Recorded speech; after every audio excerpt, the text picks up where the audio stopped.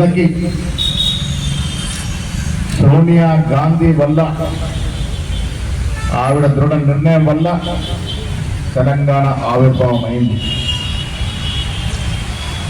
వేలాది మంది తొలి మళ్ళీ ఉద్యోగులు తెలంగాణ రాష్ట్ర సాధన కోసం బలిదానం చేసిన సందర్భం.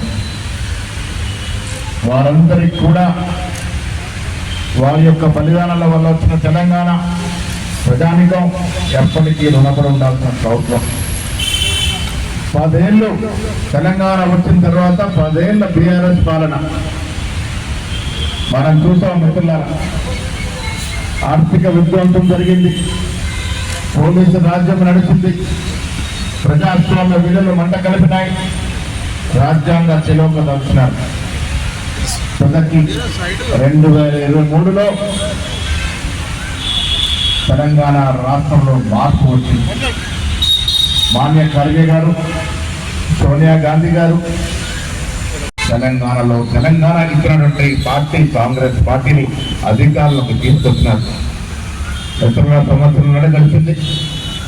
రాష్ట్ర ముఖ్యమంత్రి యువకుడు రేవంత్ రెడ్డి గారు, డిప్యూటీ ముఖ్యమంత్రి బట్టి విక్రమార్క సారథ్యంలో మంత్రివర్గ సభ్యులు, శాసనసభ్యులు, శాసన మండలి సభ్యులు, ఆ తర్వాత ఎన్నికల్లో గెలిచిన పార్లమెంట్ సభ్యులు, రాజ్యసభ సభ్యులందరూ కూడా తెలంగాణ పునర్నిర్మాణానికి కట్టుబడి ఉన్నారు. అభివృద్ధి సంక్షేమం 2 కళ్ళలాగా ముందుకు సాగుతూ ఉంది. తెలంగాణలో కాంగ్రెస్ ప్రభుత్వం ఇవాళ దేశానికి దిక్సూచిగా మారింది, ఒక రోల్ మోడల్గా మారింది. ఆనాడు ప్రారంభించిన మహిళలకి ఉచిత బస్సు ప్రయాణం నుండి ప్రతి కార్యక్రమం మహిళల కోసమే ప్రారంభించబడతా ఉంది.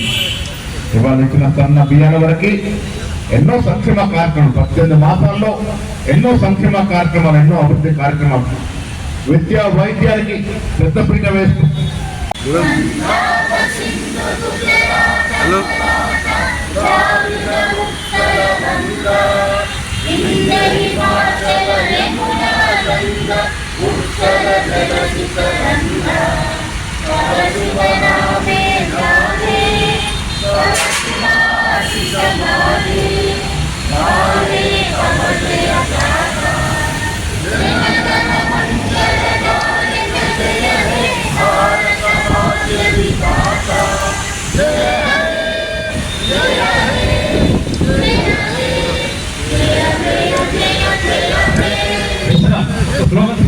आजाद हिंद जिंदाबाद।